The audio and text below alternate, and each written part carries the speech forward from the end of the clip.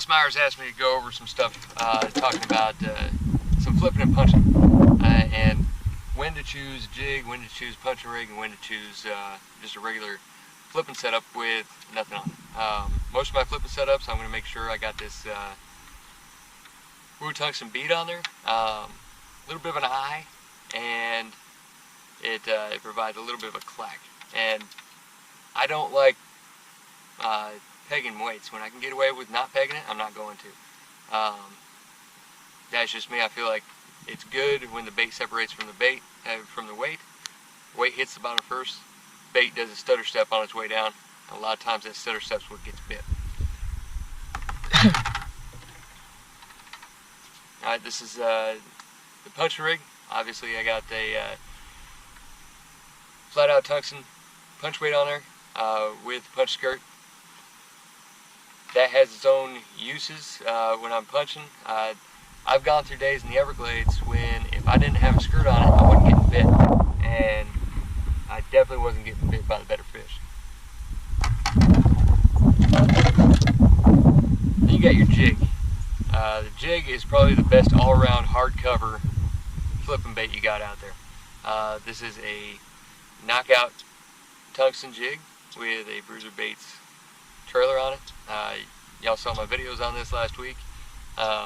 Really good action in the water, really good fall, and the jig itself, because of the way it's setting, it'll pop that back up a little bit more than it lying just flat down on the side with a regular rig. And then we got my regular punching rig, 1.5 ounce weight, good straight shank hook, and then the smaller profile baits. And there's a reason for that, and this is what I'm going to probably be punching for this, along with the mat crawl, along with some other stuff, for the majority of the winter. I probably won't do much on a skirt for the rest of the winter. It could happen. I got on a bite back in February that if it didn't have a skirt, they weren't biting it. But for the most part, I'll go naked on my flipping weights or my punching rigs in the winter time. Now, the problem with jigs, and this is why a lot of people don't like using them, this is why I don't really use a whole lot of them down here. You get me around a bunch of cypress knees and I won't have a regular flipping rig on there. I'd 1/2 ounce jig, and it'll be huge. So first off, with jigs, you want to go as light as you can. You're looking for a really, really slow fall. And another thing what you're trying to do is the jig itself will stand up. And as you can see there, it's standing up in my hand. Just by the shape of the jig and the way the hook's molded into the weight and all that other stuff, the jig will make it stand up. And that's a really good presentation if you can find a hard enough bottom to get it to do that. The problem is, a lot of times, especially on Okeechobee, you have a really soft bottom, a lot of broken down crap. Just like here down in the Everglades, you got a bunch of broken down crap. So when this jig tries to stand up and you got all of this real estate up here to get caught on stuff, it's going to start picking things up. And a lot of guys get frustrated and stop throwing jigs because of that reason. It starts picking stuff up. So if you want to throw a jig and you want that good stand up like that, what you have to do is you have to have a decently hard bottom. I mean, it doesn't have to be rock or anything, but decently hard, clean bottom. A lot of guys will use that in the hay fields on beds, and that's because the fish are going to bed on that harder bottom, and they're cleaning it off anyway for you. So when you see that gap, you can flip this in there, pop it up once or twice, but that's about all you're going to get until you start getting out of that bed and it's already been cleaned off, and then you're going to start picking up all that crap again. So my go-to down here would be a skirted weight. If I was going with a 1/2 ounce and I wanted to still have the profile of having the skirt, I'd have a skirted weight, flat out tungsten punch weight, probably in a 1/2 ounce to maybe a 3/4 ounce. And then you drop it down in those holes. That skirt's going to do a lot to make it seem like a bigger profile. It's going to mimic a bluegill a lot better. and go from there. So really, it's the kind of cover that I'm going to use, whether or not I'm choosing a jig or a punch rig. Okay, punch rig. Obviously, if there's a lot of grass around and I need to get through, I'll snake through it. But with the jig, you're going to catch up on a bunch of that stuff, and you're just going to get frustrated, bring back a bunch of crap, and you won't get bit as much. Now, the reason why I have this for some of my lighter flipping, say around hardcover and stuff like that, is when I want a really fast fall. The fish are in a negative mood, and they're really not chasing after anything. They're not going to go look at something. If something lands by them, they're probably just going to kind of sit there. With that negative mood, you want a fast fall to make them react to it. That's all you're doing, is you're making them react.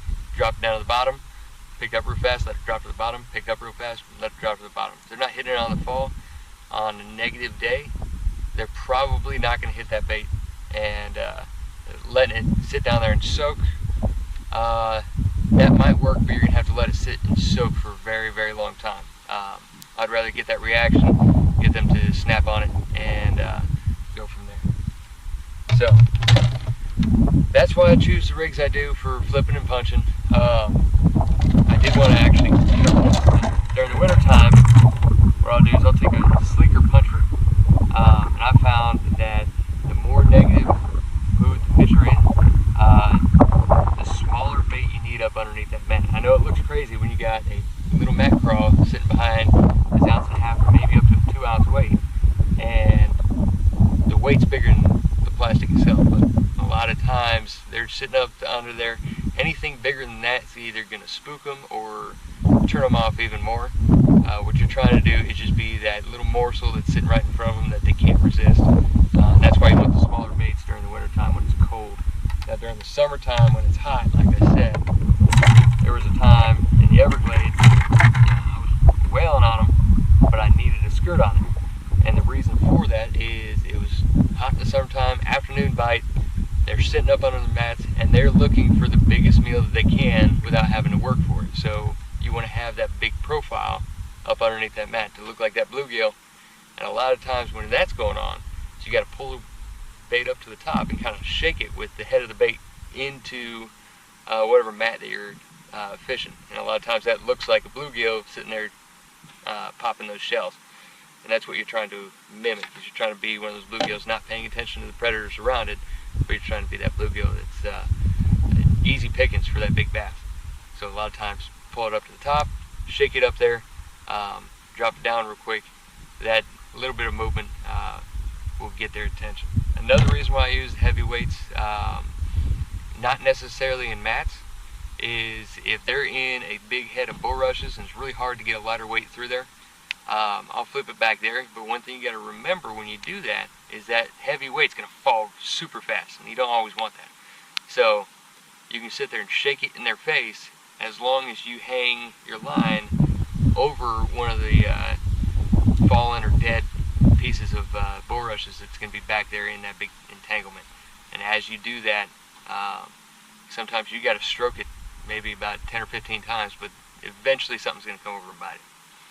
So that's what we got today. That's a little bit on my flipping setups and pretty much what I'm going to be set up with for the rest of the winter. These 4 rods probably won't change a whole lot. And then I'll use my other rods for swim baits and other things like that when they start spreading out between the spawns. So everything you saw here, everything I just showed you, available at crossboneoutfitters.com. It's what we do is we go find these excellent, super high quality small companies that don't get a whole lot of attention, and they need to get some attention. So that's what we're trying to do. So God bless, and y'all take care.